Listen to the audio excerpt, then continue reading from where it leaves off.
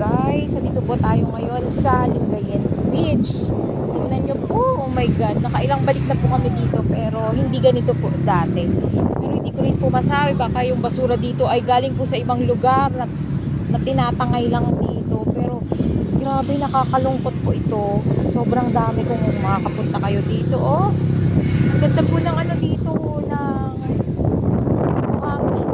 Kasi pino, ayan.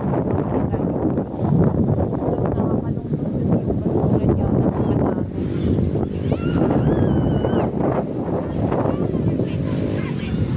Eh bukas sana po hindi tumuloy ang bagyo. Gawa na kung tutuloy po, ibabalik po ito sa mga kabahayan. Kasi bahain po ang lugar na ito. Ang alam ko